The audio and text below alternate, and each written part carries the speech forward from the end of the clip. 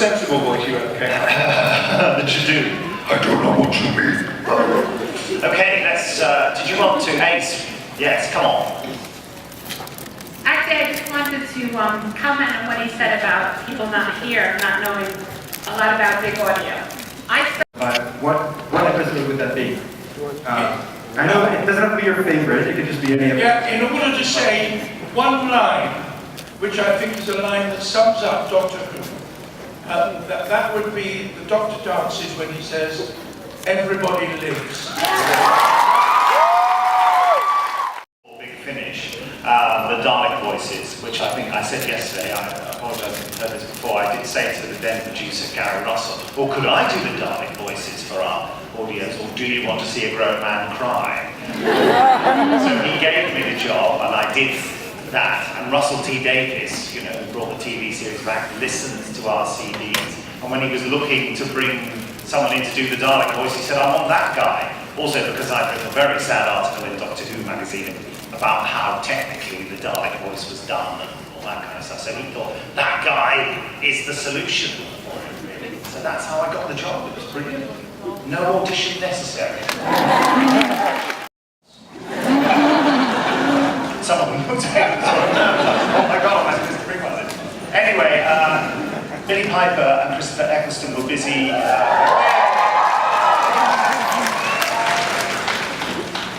filming scenes. They got the timing of Doctor Who wrong in the first series. They kept editing the scripts of the episodes down really tightly, and then they filmed them and discovered they were 10 minutes under. So they were busy shooting stuff to put back in, you know, so they were delayed. And it's a real learning process. It's the first time they've made anything like this at BBC Wales. Anyway, so we just got to the point where we'd assigned two of the very small part actors to read in for the Doctor and Rose. We were all thinking, oh, we're not going to have the Doctor and Rose. They're going to be, I'm sure they do a good job. And we literally just started reading it, and suddenly the double doors of the room burst open, and Billy Piper and Chris Eccleston just burst in, like, as you'd see them later, the Doctor and Rose. Of course, I had not seen them before, you know, and ran in, and they were just came and sat down and went, right, quick, let's do the read-through. So they hadn't had a chance to really clock who I was. So when it came to the first Dalek scene, and I switched it on and just did some noise, you know, Chris Eccleston went, hey. And everyone was just applauding and screaming and shouting. It was, you know, a wonderful thing.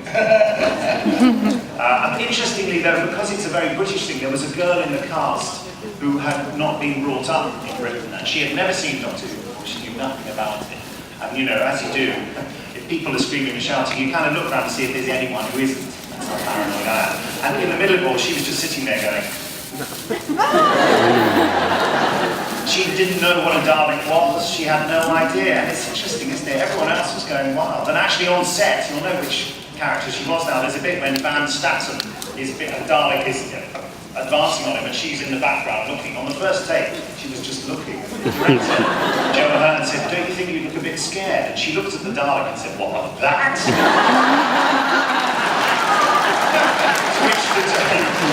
The director had an answer immediately. He just said, it's been killing people! Oh yeah, got it. The silence does something for me.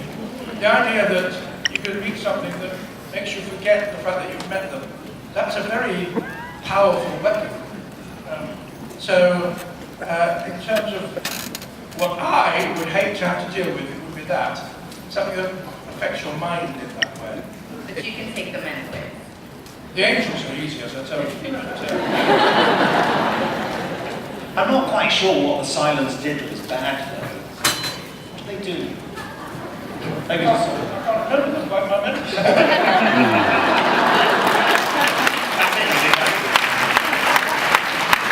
Okay, the Dalek. Hi, my name is Elizabeth. I just want to thank you guys for coming out here tonight. My question is for Colin. Altogether, what was your most memorable moment from filming on Doctor Who? My most memorable moment? I suppose the most memorable moment was when I was filming Mark of the Rani.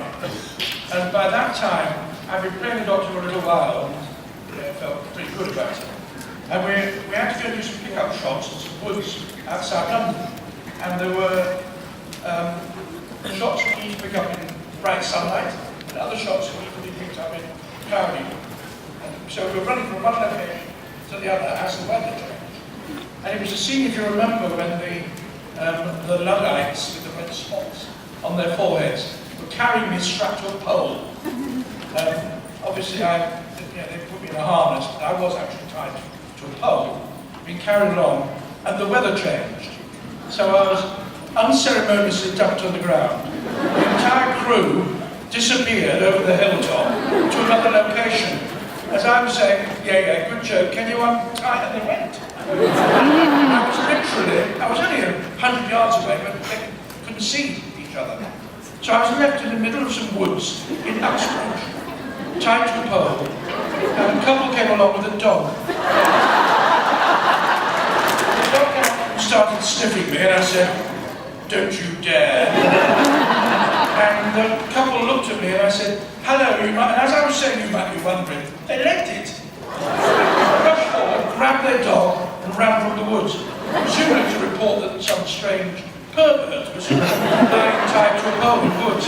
That's the glamour of showbiz.